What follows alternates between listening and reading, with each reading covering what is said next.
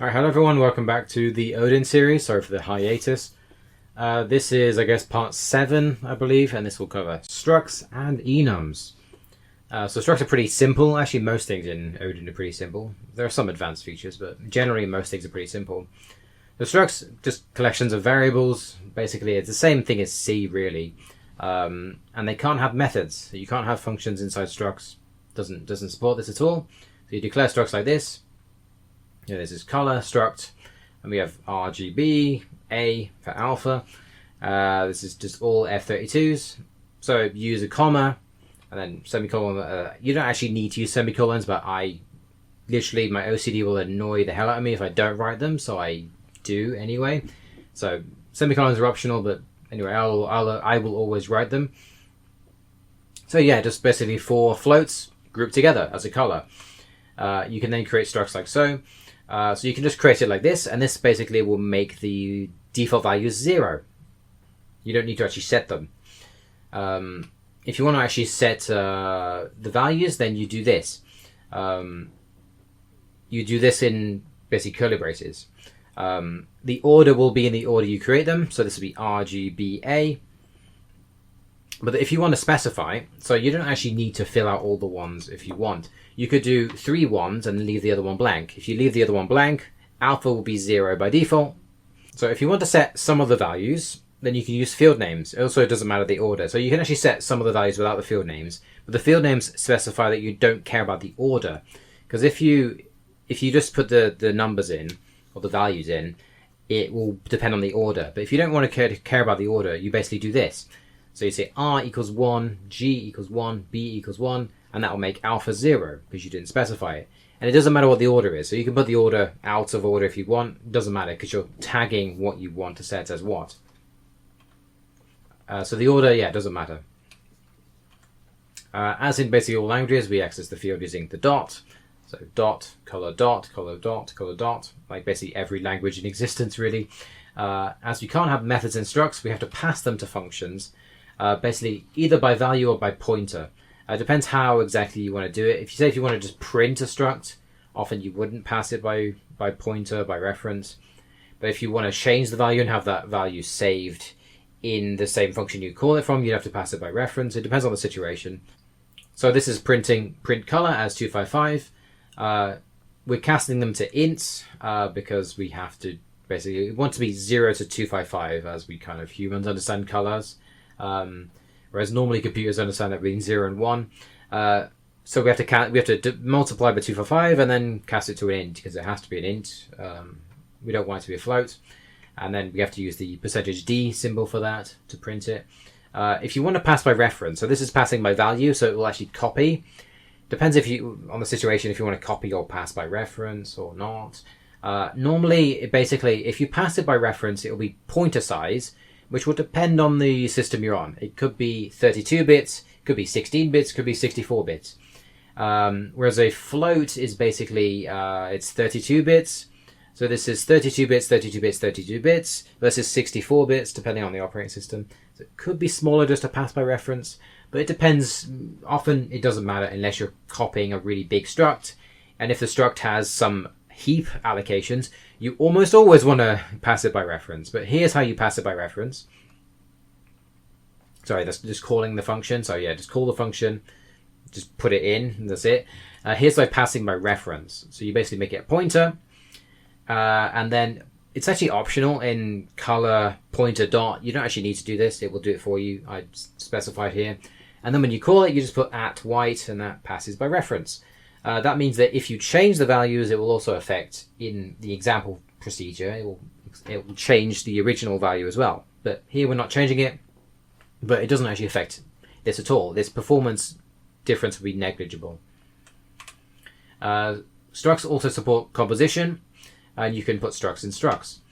So here we create a color, here we create screen position, and then we create text with data with the string, color, so that's a struct in a struct, the font size with int, size which is an int, and the position which is again another struct. So we're putting 2 structs inside a struct, and then we'd call it like this. So you can create it with default values, but then it's probably easier just to create the whole thing. So it'll be in order. So first we have the title, then the data, then we have color, then font code, and font size and position. As the second one is a struct itself, the color, we have to put it inside its own curly braces. So it's curly braces inside its own curly braces, and same with position, exactly the same thing. And then we access color using text, the original struct, dot color, struct inside the struct, dot r. Pretty logical. There is a type of inheritance you can have with structs. This is done with the using keyword. So it's not exactly inheritance, but it's kind of a way of doing it. So we use a struct, name and age, and then we admin, something like this, equals struct, and we have this thing here, using user colon user. How I understand how this works is it basically just copies and pastes all the fields from user and just puts them directly in an admin. Because in theory you could put user inside admin, but then you'd have to go admin.user.name, which is kind of tedious. So basically what it does is the compiler will just copy and paste name and age, put them into admin for you. You don't have to worry about it. Of course, there's no methods, so it can't inherit methods, or you can't have virtual, it doesn't have anything like that, any complicated inheritance. It basically just copy and pastes the data, that's all it does. So now you can basically do this. So print admin, takes in the pointer to admin, and then you could just go admin.name, admin.age. So it's basically like inheritance for free without any complicated virtual functions and override functions and stuff like this. So yeah, this is an option if you want. Other than that, it's not really OOP at all. You can't have methods, and inheritance is very basic. Polymorphism, I'm not sure if you can even get that to work, but it's basically data oriented, not object oriented. Okay, enums. Enums are actually very simple. Enums are relatively simple in Odin. Yeah, they are just simply enumerated values. So here we have array error, say just some kind of value we want, none, index too high, negative index, counters, just basically some kind of error code we want here. You then declare individual enums like so. So array error, colon array error equals array error.none. You can basically just use the second option if you want to completely ignore. You don't need to write array error dot. You can just write dot none. It will infer the type based on this. You can also, if you want, create another error another enum with dot none in it, and it won't conflict because it will understand that you use the type array error, and it will infer which enum type it is. So it doesn't matter if you have a name conflict with another enum, it will still work it out from context. This means exactly the same thing. You don't need to type the name of the enum. The types need to match though. Yeah, you can't use the different types. You can then match them like this. So if array error not equals dot none. Like that, pretty simple. As far as I'm aware, you can't compare integers with enums, even with casting. I haven't found a way to do this. So here, array error equals none, then number equals 0. So this in theory should be the same value. You try and compare it though, and you get a compile error, cannot compare expression, mismatch type, int and array error. So you can't do that. Even if you cast, it still doesn't work. However, you can use enums directly as indexes, which is probably the best quality of life thing I could see in Odin, honestly, because I hate casting. Anyway, so you create an index, for example. It doesn't matter what you call it. You could call it whatever you want. First, second, third, fourth. And then you create it. Index equals first. And then we create an array. And then you can just use it as an index. Done. It just works. It just uses it as an index. There's no problem. No casting. It just works. So that's very useful for me in my situation anyway. Alright, so on to examples. So I thought I would make my own timer. There is actually an inbuilt timer, but I just don't like how it works. It's kind of a bit too complicated, so I just kind of made my own. It's a good way to show basically how it works. So first we create, I have just a thing here, 1 second just for ease of use, because it basically works in nanoseconds. But you have timer. First we need to use core.time, core:time, because we want to get the time since 1970. That's all we're using it for, basically. So we have start time in nanoseconds, end time in nanoseconds, and it's just a struct, and they're U64s. Then we start the timer, and we take in the pointer to the timer. So it literally needs to be by pointer, because we're changing the value of that in the function. It'd be useless if we pass by value here. We have to pass by reference. It doesn't work otherwise. So it returns 1970 in nanoseconds, and then we just set it to that. Now.endsec. Basically all we're doing, we're testing, we're just saving the time since 1970 in nanoseconds, standard timer. Stop timer does exactly the same thing, but sets the end timer to that. Then I have a load of helper functions. Print time in milliseconds, print time in nanoseconds, print time in seconds. I think I don't have print time in seconds, actually. And I've get time in milliseconds, get time in nanoseconds, get time in seconds. Basically like that. And then I'd call this like this. When you create the timer, you start the timer at timer. Timer.sleep. Just basically time.sleep will just pause the thread for 5 seconds. And I'm using the 1 second just for this, just for quality of life. So I use 1 second times 5. And 1 second is like a billion, I believe. Just an easy way to, you know, instead of writing 5 billion each time, just easier to write 1 second times 5. And then stop the timer, and then we just get a load of these times. So the time in seconds is a float, but the rest of these, yeah, U64, and then just print them. And that's basically it. Pretty simple. I'll show you what this does.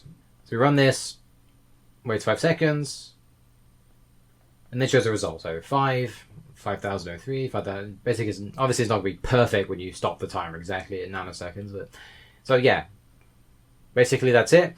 That's all it does. So here's the enum example I made. I think it's this one, yeah. But basically I had the idea of just creating a console color. Makes it a bit bigger. The problem with, I hate about VS Code, rant about VS Code. When you do this, it's like literally 800 by 600 mode. I hate it. Why can't we zoom in without going into, you know, 800 by 600 resolution? Anyway, so console color, basically just white, black, you just load of colors, console color, just use it as an index, basically, as a state machine. Then I have a load of text. Basically this works on some, I can't remember the name of it, but how the console works, I think it's universal, I have no idea. Basically it has these commands, these are kind of weird codes you can use, and this is a code that you can use basically to change the color of the text. This has nothing to do with Odin at all. I'll probably remember what the actual code is and put it on the screen. But this is basically to do with the console, nothing to do with Odin at all. And I basically just format. And the reset basically just stops printing in red, or whatever the color is. Then I just use a switch statement. I haven't actually shown switch statements, but they're basically the same as C. There are some differences when you don't want to show all. There are some there's like one nuance with switch statements. Otherwise, they're basically the same. I believe you can't fall through either. But I'll go through that in another video. Anyway, so I basically just have a load of messages, and I just call them with the console color. So white, black, red, blue, green, or whatever. And then here I just basically process these. So if it's yellow, you do it with the yellow text and basically print this. I'm just basically formatting a string. That's all I'm doing. So I'm putting this yellow, then the message, then the reset, and I'm just putting it in order, and that's all I'm doing. So I'll show you what this does. Okay, we run this. Obviously the black you can't see because the console is black. That's why I basically wrote, you probably can't see this, but you can change the color if you want, make it like white, and then you can't see the rest, but you can see the black. See, you probably can't see this. Anyway, flashbang warning. Right, so maybe it works. That's pretty useful thing to do, I guess, if you want to print different colors.